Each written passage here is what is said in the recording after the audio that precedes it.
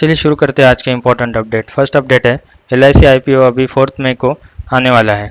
तो इससे पहले एम कुमार ने 65 मिलियन पैन कार्ड नंबर जोड़े गए हैं, ऐसी जानकारी दी है LIC पॉलिसी से। अगर आपको LIC IPO में अप्लाई करना है तो आपका पैन कार्ड LIC पॉलिसी में जोड़ना जरूरी है। अभी सरकार ने कहा है और LIC ने दोनों ने कहा है कि सरकारी एम्प्लॉयज़ को, मतलब जो कि LIC के एम्प्लॉय होंगे उनको, और रिटेल इन्वेस्टर को 10% कोटा अलोकेट किया जाएगा सेपरेटली, और जो पॉलिसी होल्डर है उनको 40 to 60 रुपीज़ कंसेशन भी दिया जाएगा। और अगर आपको अप्लाई करना है तो आपका पैन कार्ड लिंक होना ज़रूरी है LIC पॉलिसी से। नेक्स्ट अपडेट है, नेपाल की हालत अभी श्रीलंका जैसी ही होने की कगार पे है। अभी इन्होंने लग्जरी आइटम्स, जो कि इसेंशियल आइटम भी कहलाए जाते हैं, वो उसको बैन कर दिया है क्योंकि इनके पास फॉरेक्स रिजर्व नहीं है, मतलब इनके पास पैसे नहीं है खरीदने के लिए। अब ये लग्जरी आइटम में क्या क्या आते हैं आप देख के हैरान हो जाओगे। इसमें आते हैं cigarette, tobacco, diamond, mobile phone, TV set जो कि 32 इंच से बड़ा है, automobiles like jeep, cars, van, और मोटरसाइकिल जो कि 250 सीसी से बड़े होंगे, ये सब इन्होंने बैन कर दिया है। और इन्होंने बैन कर दिया है import of toys, alcohol, playing card और snacks like Lay's and Kurkure तक के बैन कर दिया है। बोलो, इनके पास इतने भी पैसे नहीं है स्नैक्स खरीदने के लिए भी। नेक्स्ट अपडेट है, ये व्यक्ति आपको पता ही होंगे, ये राधा किशन दमानी है, जिसे second big bull of India भी कहा जाता है। ये डीमार्ट के ओनर भी है। तो इन्होंने कहा है कि वो 10,000 करोड़ रुपए इन्वेस्ट करेंगे अंबुजा सीमेंट में इसकी ज़्यादातर हिस्सेदारी खरीदने के लिए। अभी दमानी इससे पहले 23% होल्ड करते हैं इंडिया सीमेंट्स में भी।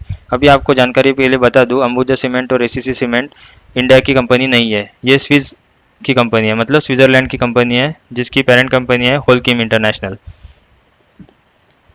नेक्स्ट अपडेट है, इंडिया के लिए बहुत अच्छी खबर है। 2 टेररिस्ट मारे गए हैं पुलवामा डिस्ट्रिक्ट में एनकाउंटर में। अभी तक इंडियन आर्मी ने अभी 4 महीने भी खत्म नहीं हुए और 62 टेररिस्ट मार गिरा है कश्मीर में, जिसमें से 39 लश्कर तैयबा के थे, 15 जैश ए मोहम्मद के थे, 6 हिजबुल मुजाहिदीन के थे।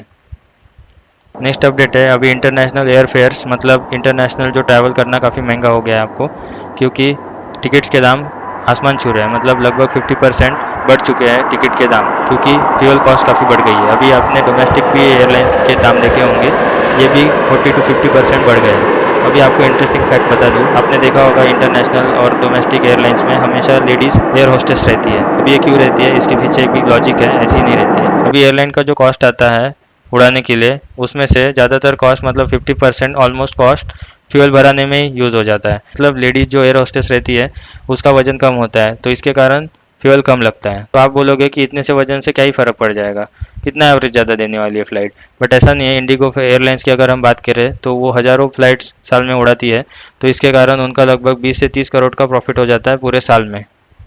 अभी एयरलाइन की बात निकल गई है, तो मैंने आपको कल बताया था कि एयर इंडिया और एयर एशिया मर्ज होने की कगार पे है, मतलब टाटा ग्रुप चाहता है कि दोनों मर्ज हो जाए।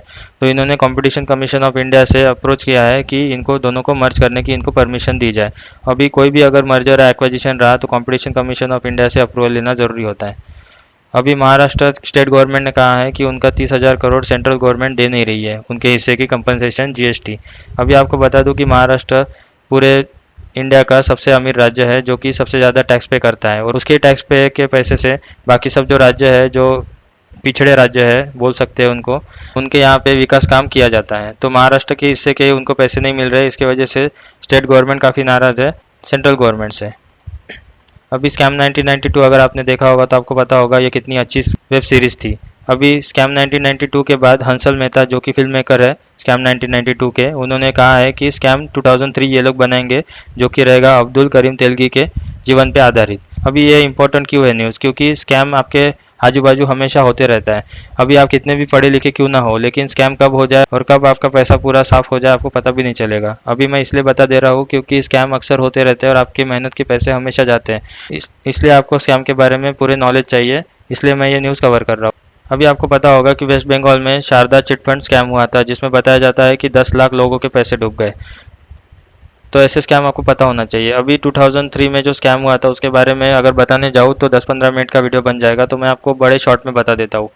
स्कैम 2003 जो हुआ था अब्दुल करीम तेलगी ने किया था। अब ये अब्दुल करीम तेलगी ने क्या किया था, ये छोटा मोटा गुंडा था जो कि जेल में जाते आते रहता था। जेल में गया था तो वहाँ पे एक व्यक्ति से उसकी मुलाकात हुई जो कि जानता था स्टैम्प पेपर के बारे में।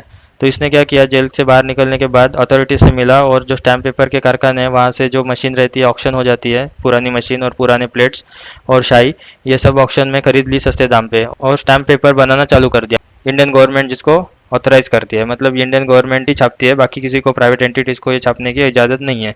तो इन्होंने क्या किया, ये स्टैम्प छापते गए और 100 रुपये का स्टैम्प अगर होगा मार्केट में तो ये 90-80 रुपये में ही देते थे नकली स्टैम्प।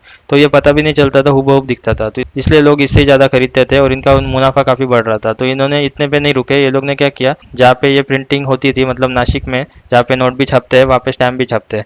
तो इन्होंने क्या किया, जो भी सरकारी एम्प्लॉयज़ है, बड़े बड़े ऑफिसर है, उनको बोला कि वहाँ पे प्रिंटिंग कम किया जाए ताकि इनका जो नकली स्टैम्प पेपर है वो ज़्यादा बिके। तो उन्होंने वैसा ही किया और इनका नकली स्टैम्प में उनको शामिल कर लिया। बाद में जब स्कैम का पता चला तो पता चला कि बड़े बड़े व्यक्ति भी इस स्कैम में शामिल थे, बट अब्दुल करीम तेलगी जो कि मेन एक्यूज था उसी को जेल हो गई थी। तो ये एक स्कैम काफ़ी इंटरेस्टिंग था। देखते हैं हंसल मेहता इस बार क्या कमाल करके दिखाते हैं इस स्कैम के।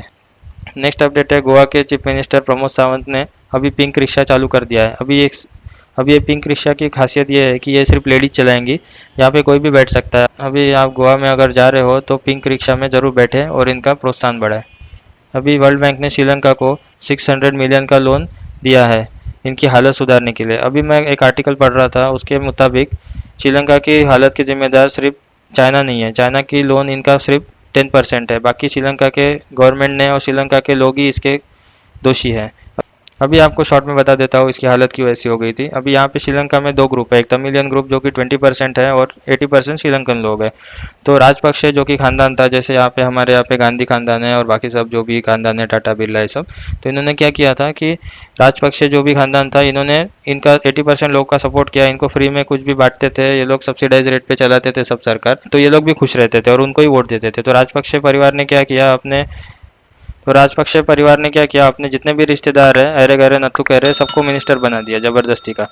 20 साल से लेके तो 80 साल तक लोगों को मिनिस्टर बनाया गया था और पूरा के पूरा श्रीलंका वो एक ही परिवार के हाथ में था।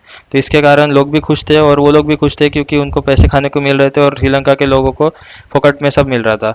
तो ये कब तक टिकेगा? तो इसके कारण श्रीलंका में आर्थिक तंगी हो गई और इनका फिजिकल डेफिसिट मतलब काफ़ी बढ़ गया। फिजिकल डेफिसिट ये होता है कि सपोज करो आपकी सैलरी है 25,000 और आपने 1 लाख का आईफोन ले लिया, तो 75,000 आपका फिजिकल डेफिसिट हो गया, मतलब ये लोन आपको चुकाना पड़ेगा कभी ना कभी। तो श्रीलंका ने भी ऐसा ही किया, खर्चा ज़्यादा हो गया और कमाई कम हो गई। तो इसके कारण ये लोग ने लोन पे लोन लिया और इनकी हालत फिर सुधर नहीं रही थी, तो इन्होंने नोट छापने की गलती कर दी। अभी नोट छापते हैं तो महंगाई काफ़ी बढ़ जाती है। एक बेस्ट एग्जांपल है, वर्ल्ड वॉर 2 में जर्मनी ने बहुत नोट छापे थे, तो इतने नोट छापे थे कि उसकी वैल्यू कम हो गई थी।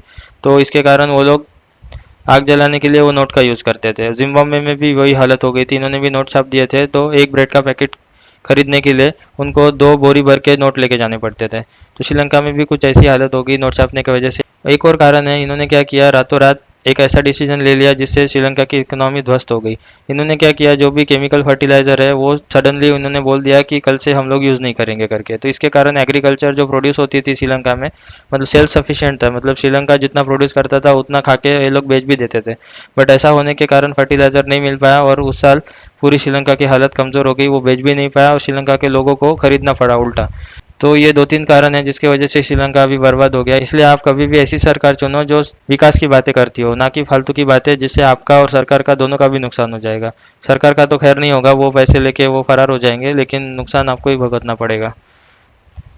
चलिए, काफ़ी वीडियो लंबा हो गया, बट इंटरेस्टिंग फैक्ट्स थे और कुछ मुझे अपडेट इंपॉर्टेंट बताने थे आपको जो कि ज़रूरी थे, इसलिए काफ़ी वीडियो ये लंबा हो गया। तो ऐसी ही जानकारी के लिए हमारे चैनल को सब्सक्राइब कर लीजिए और बेल आइकन दबा के नोटिफिकेशन ऑन कर लीजिए। Thank you for watching.